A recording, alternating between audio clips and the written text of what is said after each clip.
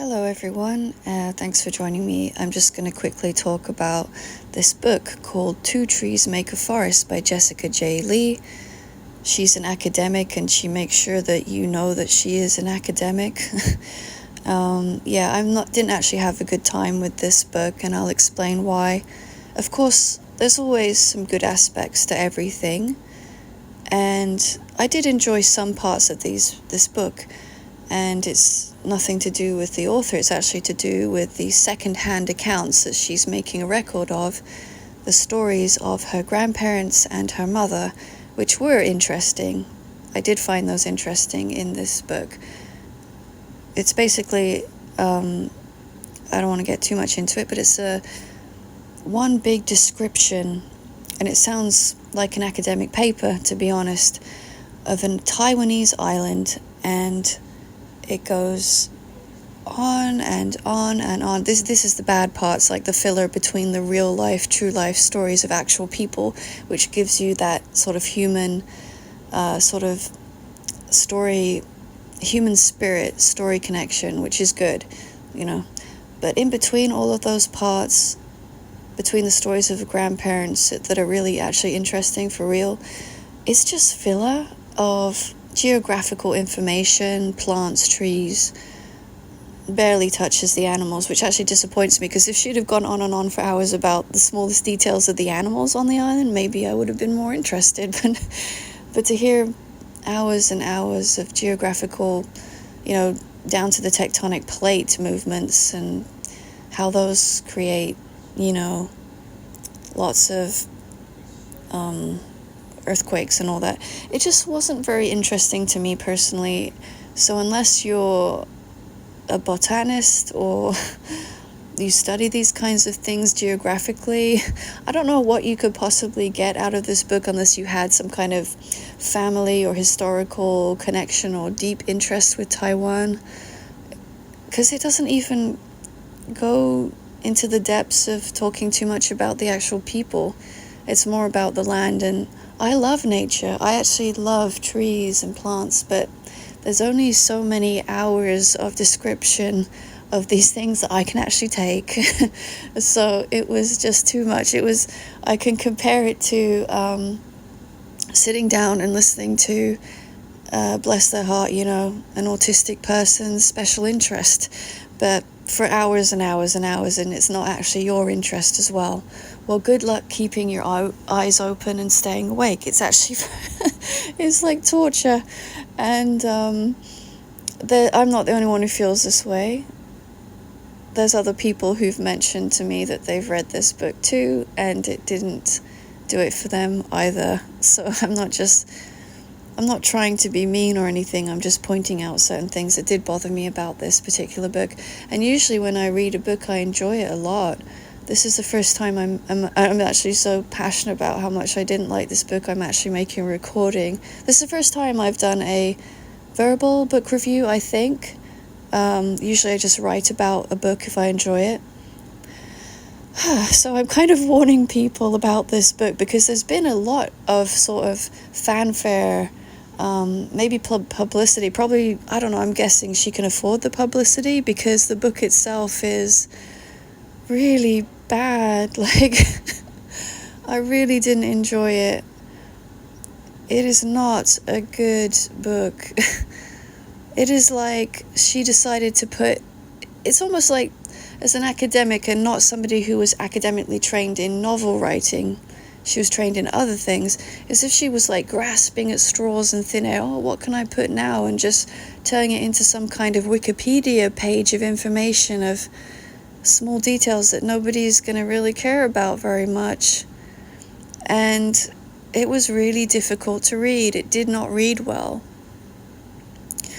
And this author herself, this whole book, I finished the book and I was like, this book told me more about the author than about what she really wanted us to learn about, which was the Taiwanese island. It seemed to me, the impression it really left with me is that this author really struggles and is on a bit of a sort of identity crisis struggle to figure out who she is. And she herself, I find it interesting, is half Polish, half Taiwanese, and she's just 100% leaning into the Taiwanese origin story of her family and completely disregarding the Polish. And I actually wonder why that is. I think that she's doing herself a little bit of a disservice there, because she's not acknowledging her Polish side as well, because that is also a part of who she is. But maybe, I think she clearly romanticizes the Taiwanese part, and I think it's because it's just so much, more exotic and tropical and I guess mysterious to her, so she's really leaning into that for some kind of identity. And there's this moment in the book where, in her own personal experience, always the best parts of the book, in my opinion, obviously, is that really sticks out. She had this bad experience with a monkey. She got to this area of the island and she thought it's just gonna be like paradise and everything, and suddenly there's this monkey that can bite you, and she gets scared, and the monkey never does anything to her, it just looks at her, but she runs away in tears, distraught. And I just thought that was really interesting, because to me that told me that, she thinks the grass is greener, she's romanticizing this place, but then they have monkeys that can bite you. Maybe it's not like 100% the grass is green on the side.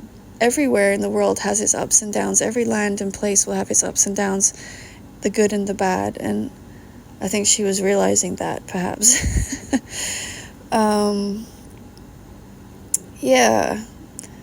I don't know, maybe she'll come out with a book that talks romantically about her Polish side, but she doesn't, and I find that very curious. I don't even know if she's thought about that herself. I've also noticed that she's a very privileged person, and sometimes she comes off as a little bit condescending, the way she writes. And this could be because she's had a very privileged upbringing. You can tell because she, without any real explanation, just talks about living in England just offhandedly, but never goes into detail. She talks about living in Germany offhandedly, but never goes into detail. And she just, on a whim, seems to be able to just jump on a plane and go anywhere she likes for a long period of time. So, she is a very privileged person, in my opinion. And so being this privileged person financially, I don't know how relatable she's actually going to be to a lot of readers, but this is something that I noticed about her. So it's easy for somebody to... Basically, I see this book as sort of a glorified tourist trip. And the author personally, hates the idea of being a tourist, because she has family roots that go back to this island. But she really does romanticize her holiday there, let's say, because it just seems like a book of convenience. Like, she went there, she romanticized the heck out of it, down to the smallest details that nobody needs to really know about, and then she just flies away at her convenience, and that's that. It's easy to go into a second world or a third world country and romanticize the heck of it, and then when it's convenient, just fly back on a comfy, first class air ticket flight and just go home, and that's that. You've had your wonderful adventure. And I don't think that really does justice to the truth of the matter, or the struggles that honestly, the most interesting part still, and I've said this earlier, the struggles of her family members who went through things like war and things like that. And she does touch on that a bit in this book, and those are the most interesting parts. So maybe this book is worth reading just for those small parts, but honestly, I would never read this book again, and it was very difficult to read. It was very hard to read. I see this book as something that's had so much publicity, so many people want to read it, but I'm actually warning you, you might not enjoy this book very much, actually. Like, maybe you should stay away from it, you might regret it. It just goes on and on and on for hours and hours and hours about the smallest details of trees. And even if you love trees, you might just, it's just too much. It's too much. It's too much trees. And it gets really boring, to be honest. And it's terrible. So it's like an academic who wasn't trained in book writing writes the most academic paper-sounding book that you don't want to read, to be honest. You might as well be reading pages of an encyclopedia about this island. It's too much. And ultimately, I find it sad that the author herself seems to be just, well, she said it herself, embarrassed of being a tourist, which is actually what she is, for real. She was actually a tourist in that land because she wasn't born there. And she was visiting. She wasn't going to stick around forever and actually have to live in the reality of the people who actually live there. She can go back to a first world country and live a more white life like her Polish side, which she seems to resent deep down. And ultimately, that is not a true appreciation of all that she is.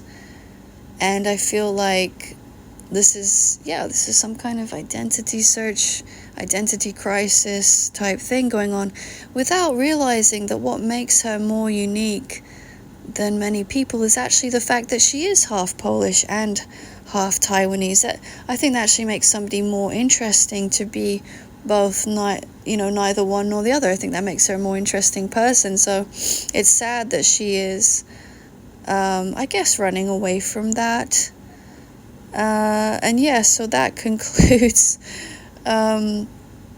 my review of this peculiar book. I must say, it's very unusual in its peculiarity that makes it so unbearable.